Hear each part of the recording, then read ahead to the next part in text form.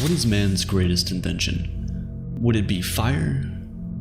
We tend to forget one of the most important ones of all: money.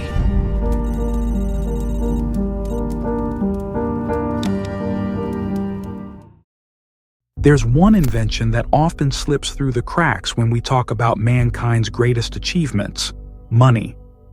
Now, why do we overlook money? Well, it's because money is unlike anything else we've ever invented. Fire and the wheel are tangible. They're real, physical things you can touch, feel, and see. But money? Money is an illusion. It's immaterial, and maybe that's why it's not at the top of everyone's list. You can't hold the concept of money in your hands. It's just an idea, a grand illusion that exists only because we collectively believe in it. Think about it. Money, as we know it today, has no intrinsic value. It's merely paper or numbers on a screen, and the only reason it holds any worth is because we've all agreed to treat it as valuable. The moment we stop believing in its value, it's just a piece of paper or a digital figure, nothing more, nothing less. But don't get it twisted. Just because money is an illusion doesn't mean it's not important. In fact, its power comes from this very illusion. Before money was around, people relied on the barter system. You wanted something? You had to trade something you owned in exchange. It was all about direct trade, goods for goods, services for services. And let me tell you, it wasn't always easy. Imagine this scenario. You're a cattle farmer who needs vegetables for dinner. What do? You have to find someone who has vegetables and, more importantly, wants your cattle in return. You'd have to give up an entire animal just for some bags of veggies. Now, compare that to the tent maker. This person could create an entire village of tents and barter them all year long, regardless of the season. The tent maker's wealth was sustainable. The farmer's, not so much. Both might work just as hard, but without a way to store the value of their labor, the farmer was at a clear disadvantage. But that's not the only problem the barter system had. Imagine you were trying to start a business back then. Today, we're told to find a niche market, a small group of people deeply interested in what you offer. But before money existed, that strategy would have been a dead end. If you specialized in something only a few people wanted, you were out of luck. The people who thrived in a barter economy were those who had what everyone needed, items like weapons, animal skins, or salt. Because everyone knew these items were in high demand, they started to stockpile them, even if they didn't need them immediately. Why? So they could trade them later for something they did need. This is how the concept of commodity money was born. Commodity money was a game changer. It wasn't just a random object anymore.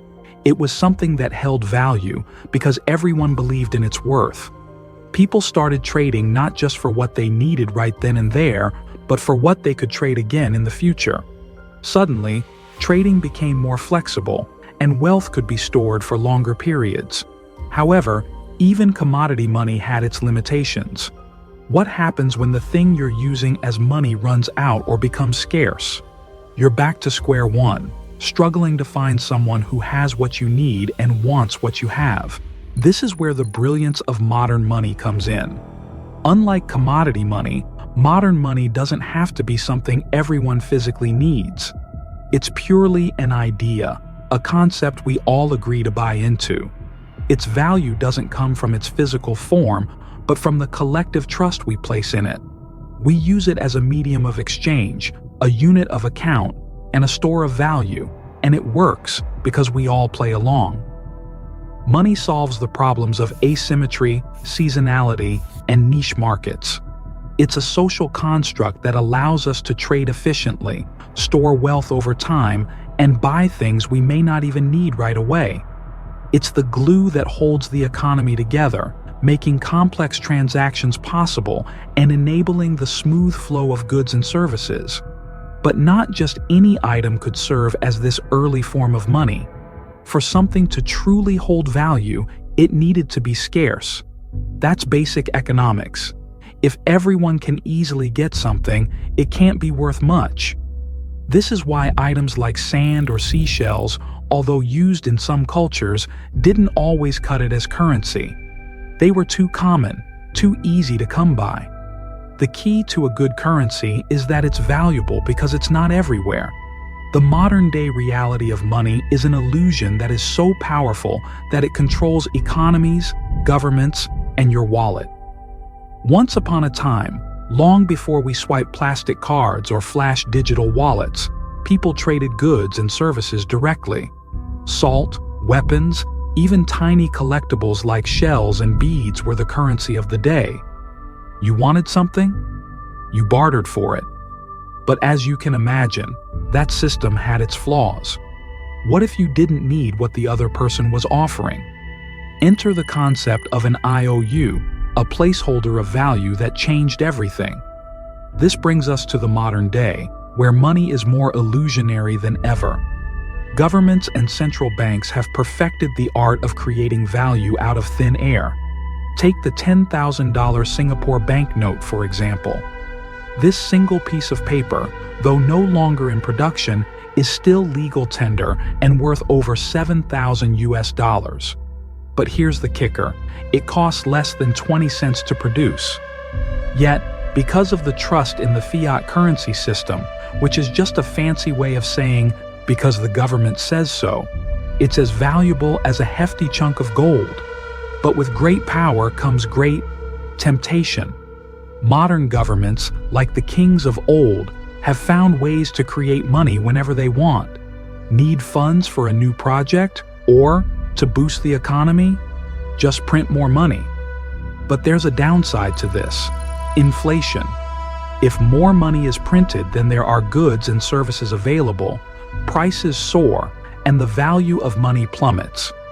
We saw this unfold in real time during the pandemic. With the global economy nearly grinding to a halt, the US government printed money at an unprecedented rate. 40% of all US dollars in existence today were printed in the last 18 months. And because the output of goods and services hasn't matched this influx, prices are creeping up everywhere, from lumber to your favorite takeout spot. It's a double-edged sword. While stimulus checks and unemployment benefits kept people afloat, they also contributed to this inflationary spiral. Why work a low-paying job when you can get more from government aid? It's a vicious cycle that affects businesses, workers, and ultimately, the economy. The Federal Reserve, a master of this money illusion, can essentially create money out of thin air, adding to the national debt, a staggering $29 trillion before the pandemic. They do this by issuing bonds and treasury notes, which are essentially IOUs from the government, promising to pay back the loan with a little interest. But here's the irony. Even the safest government bonds don't keep up with inflation, meaning you actually lose buying power over time. Thanks for watching. Please like the video, press the subscribe button, and also drop your thoughts in the comment section.